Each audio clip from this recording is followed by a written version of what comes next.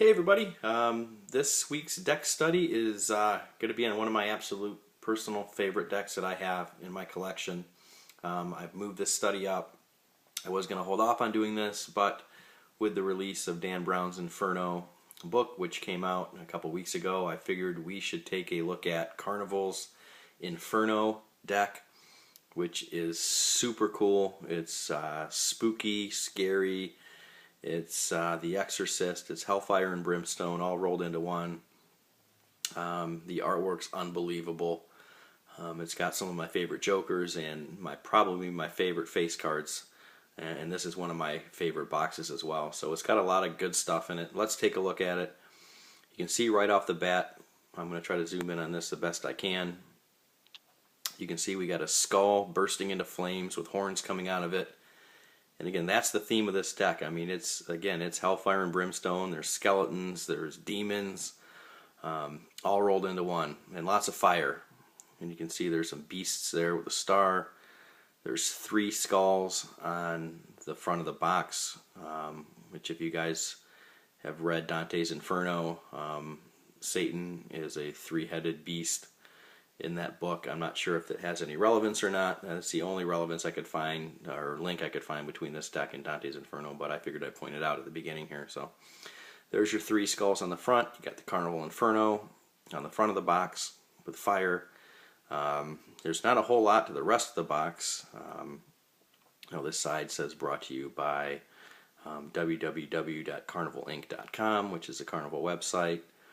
The bottom of the box has legalese. The other side is actually all blank, which if you zoom in, it does look like a plank of wood, which gets lighter to dark, which again rolls right into the top, which again looks like a plank of wood.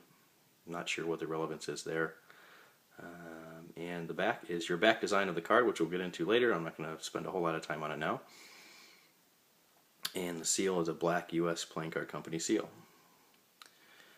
So with that in mind, let's take a look at the cards themselves. The first card you get is an ad card for BigBlindMedia.com, which is a parent company to Karnival. And if you go to their website, which is www.bigblindmedia.com, you can see magic tricks. They got DVDs you can buy. All the Karnival cards are there, which you can purchase. They have uncut sheets. All the stuff is right there on their website. So go check it out. The back of the card is your Karnival logo, which is a skull and crossbones, which shows up on all their cards, again bursting into flames. You can see the rays of light coming out from the middle and the Karnival website. So that's your ad card. Let's take a look at the back design in a little bit more detail here. Again, you've got this horned figure with leaves. You've got blood splotches. Right here on the side, you've got your Karnival logo with the face-to-face K's with the eye behind it, which is a Karnival Inferno. Again, on both sides, right in the middle, you've got the star with inside the sun. Again, on the bottom, there's the figure with the horns, which there's something covering his mouth, and the eyes are blotched out, and there's this 8-sided pie-shaped thing on the bottom and the top. I'm not sure. I couldn't zoom in far enough to actually see what the symbols are. So I apologize for that. I'm sure it's got some relevance, but at this time I am not sure. So if anyone knows what those are or wants to get a magnifying glass on, check it out. Let me know. Just comment. I would appreciate it. And again, you can see some of the scroll work. There's 4 X's on each side of the card. Actually, move my finger out of the way there. So there's 1, 2, 3, 4. Not sure what those stand for again, but they're there. Figured I'd point them out.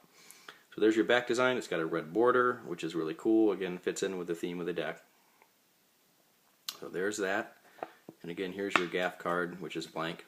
So this is the back, the actual face of the card without the pips or anything. So there's a big ball of fire in the middle with the rays of light coming out of it, which is the backdrop for all the cards. There's that. So let's check out the Jokers, which are 2 of my absolute favorite Jokers, like I said. Here's your first one, which is a Satan-type figure. You've got your skull inside the sun. Again, skulls and fire and Satan are a big theme in this deck. You can see him kind of walking out of the flames or standing in the flames with his arms to his side. So there's your first Joker, and the second one is even cooler. They're similar but a little bit different. As you can see, this one, he's got the eyes and the horns, which is really cool. So again, they're two similar Jokers. You know, at first glance they're exactly the same, but if you take a closer look, there's a few differences. This one, blank face. This one's got the eyes and the horns. So really cool Jokers, two of my favorites. So those are those. Let's take a look at, I'm going to show you all four aces all at the same time, because there's not a lot of difference between the two, which is one of the small drawbacks in this deck, that all the aces aren't, you know, the ace of spades doesn't stand out. Not that it's not a cool ace, it's just it doesn't stand out. So let's take a look at the spade first. As you can see, the skull and the shadowy background is a really cool touch. That's an awesome design element right there. You can see it kind of just fade right into the middle. And you can see all the aces have this horn structure coming out of the top, which I thought was a really cool element as well, which kind of matches the horns from the box and the Jokers and everything else. You can see the flames on the bottom. Real quick, it's your standard bicycle font, and so I was hoping for a custom font, but you know, I'm nitpicking at this point in time with that. And the other aces as well, you know, they've got nice big pips, which I really like. Again, the horns there, and you can see it really shows up on the red cards. The bloody skull in the middle, and again, it's got all the fire. Here's your diamond, and here's your club. Again, the club's kind of harder to see the skull, but it's still there. So all the aces kind of go in coordination with each other.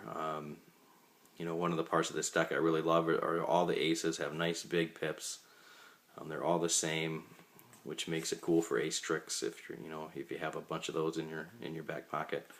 But I really like the big pips on the aces. It's one of my things I kind of look for when I open a deck. So theirs are all those. Let's take a look at the spot cards here. Actually, those are the face ones. Let's take a look at, see there.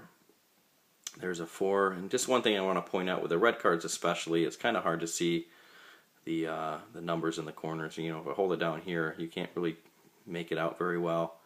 So that's one thing I wish they would have made, you know, maybe scrunched this in to the brighter part, so it doesn't bleed into the border, because it's kind of hard to see.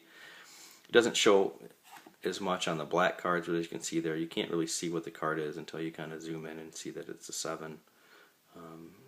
Not all people have really a lot of time to actually count, you know, the pips in the middle, so they look right for that corner number, and it's kind of hard to see if you hold it down here.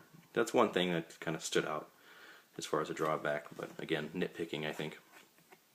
A lot easier to tell from here with the black cards. But again, they've got all this, you know, the fiery ball in the middle with the red border. There's a 6 and an 8. So there's some of those, and let's look at the face cards here, which are some of my favorite face cards. They're, you know, this actually makes the deck, in my opinion. They're really cool. They put a lot of thought into, you know, just it's small details in these that really make the deck work.